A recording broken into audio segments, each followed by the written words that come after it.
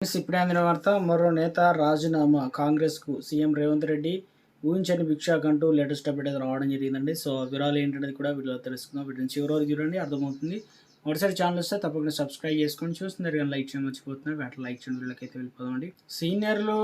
Senior లీడర్లు వారసులు వాళ్ళంతా కాంగ్రెస్ పార్టీకి లాయలిస్ట్ అనమాట. కానీ ఒక్కొక్కరుగా హస్తం పార్టీకి గుడ్ బై చెప్తున్నారు. పార్టీ నమ్ముకొని ఉంటే నట్టిట ముంచుతున్నారని మండిపడుతున్నారు. ఎన్నో ఏళ్ళుగా కాంగ్రెస్ పార్టీతో ఉన్న అనుబంధాన్ని తెంచుకుంటున్నారు. లేటెస్ట్‌గా దివంగత నేత డీఎస్ తనయుడు సంజయ్ కూడా కాంగ్రెస్ మీటింగ్ నుంచి బయటికి వచ్చేందుకు రెడీ అయ్యారటమాట. ఈ మధ్య senior most Congress leader Jeevan Reddy కూడా హస్తం పార్టీకి గుడ్ బై చెప్పారు. కాంగ్రెస్ అంటే మారుపేరుగా ఉన్నటువంటి నేతలు పార్టీని ఎందుకు వీడుతున్నారు? ఎక్కడైనా ప్రతిపక్షాల నుంచి అధికార పార్టీలోకి జంపింగ్ ఉంటాయి. లేటెస్ట్‌గా తెలంగాణలో డిఫరెంట్ సీన్ కనిపిస్తుంది. కాంగ్రెస్ అంటే ఆ నేతలు పేరు ఎత్తితే కాంగ్రెస్ గుర్తుకు వచ్చే లీడర్లు హస్తం పార్టీకి హ్యాండ్ ఇస్తున్నారు. ఇప్పటికే జగిత్యాలకు చెందిన మాజీ మంత్రి జీవన్ రెడ్డి పార్టీని వీడారు. 4 దశాబ్దాలకు పైగా కాంగ్రెస్‌తో అనుబంధం ఉన్న ఆయన పార్టీ కష్టకాలంలో అండగా నిలిచారు. అలాంటి నేత కాంగ్రెస్‌ను వీడడం చర్చనీయాంశంగా మారింది. పార్టీకి లాయల్‌గా ఉన్న పదవి ఇవ్వలేదన్న అసంతృప్తి, తనకు అన్యాయం జరిగిందని గుర్తింపు లేదన్న ఆవేదనతో సొంత పార్టీ అధిష్టానం, రాష్ట్ర పెద్దల తీరుపైన అసహనం వ్యక్తం చేస్తూ హస్తం పార్టీకి గుడ్ బై చెప్పారు జీవన్ రెడ్డి. ఇప్పుడు మరో కుటుంబం కూడా కాంగ్రెస్‌తో బంధం తెంచుకుంది. దివంగత నేత డి. శ్రీనివాస్ తనయుడు ధర్మపురి విజయ్ కాంగ్రెస్‌కు రాజీనామా చేయడానికి రెడీ అయ్యారట. గత ఎన్నికల్లో నిజామాబాద్ అర్బన్ టికెట్ ఆశిస్తే ఇవ్వలేదని, కార్పొరేషన్ పదవి ఇస్తానని మొండి చేయి చూపారని అసహనం వ్యక్తం చేస్తున్నారు. పార్టీకి లాయల్‌గా ఉన్నటువంటి పదవి ఇవ్వలేదని అసంతృప్తి వ్యక్తం చేస్తున్నారు సంజయ్. కాంగ్రెస్ పార్టీకి ఉమ్మడి రాష్ట్రంలో రథసారథిగా పని చేసినటువంటి డి. శ్రీనివాస్‌కు రాష్ట్ర రాజకీయాల్లో ప్రత్యేక స్థానం అయితే ఉంది.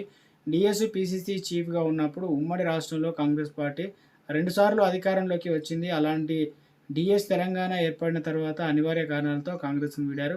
బీఆర్ఎస్‌లో రాజ్యసభ సభ్యుడిగా అయ్యారనమాట. ఆ తర్వాత కొంతకాలానికి మళ్ళీ కాంగ్రెస్ గూటికి చేరారు. కాంగ్రెస్ పార్టీ పైన మమకారంపై తిరిగి వస్తున్నానని, తాను చనిపోతే తనపై కాంగ్రెస్ జెండా కప్పాలంటూ చెప్పిన నాయకుడు డీఎస్. ఇక ఆయన కాంగ్రెస్‌లోకి వచ్చిన తన ఇద్దరు కుమారులు నిజామాబాద్ ఎంపీ అరవింద్ బీజేపీలో ఉన్నారు. డీఎస్ మరో తనయుడు కాంగ్రెస్‌లో ఉన్నారు. డీఎస్ మరణానంతరం కూడా ఆయన పెద్ద కొడుకు సంజయ్ కాంగ్రెస్‌తోనే ఉంటూ వచ్చారు. తెలంగాణలో కాంగ్రెస్ అధికారంలో వచ్చిన 2.5 ఏళ్లవుతుందా. సంజయ్ విషయంలో పార్టీ పెద్దలు పెద్దగా పట్టించుకోవడం లేదట. పైగా ప్రస్తుతం పీసీసీ చీఫ్‌గా ఉన్న మహేష్ కుమార్ గౌడ్ డీఎస్ కుటుంబానికి కాస్త గ్యాప్ ఉందన్న ప్రచారం ఉంది. పీసీసీ చీఫ్‌గా మహేష్ కుమార్ గౌడ్ ఉన్నంత కాలం పార్టీలో గానీ, ప్రభుత్వంలో గానీ తనకు ఎలాంటి ప్రాధాన్యత దక్కలేదనే ఆలోచనలో వచ్చిన సంజయ్ కాంగ్రెస్ వీడుతున్నారట. ఇక ఇప్పటికే కాంగ్రెస్‌తో బలమైన బంధం ఉన్నటువంటి జీవన్ రెడ్డి దారిలోనే డీఎస్ కొడుకు సంజయ్ నడవాలనే ఆలోచనలో ఉన్నారట. జీవన్ రెడ్డికి, డీఎస్‌కి మధ్య మంచి స్నేహం అయితే ఉంది.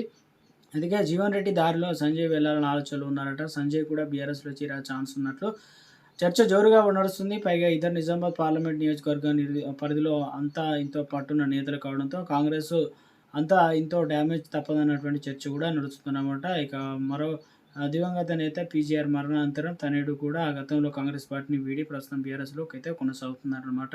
తన తండ్రికి పార్టీ చేసిన సేవలు గుర్తించి ఆయన తగిన గుర్తింపు ఇవ్వలేదనే అసహనంతో విష్ణువర్ధన్ రెడ్డి హస్తం పార్టీని వీడారు. ఇలా కాంగ్రెస్‌తో అవినాభ సంబంధం ఉన్నటువంటి కీలక నేతలు, లీడర్లు, వాపసులు పార్టీని వీడుతుండడం తెలంగాణ పొలిటికల్‌లో చర్చనీయాంశంగా మారిందంటున్నారు.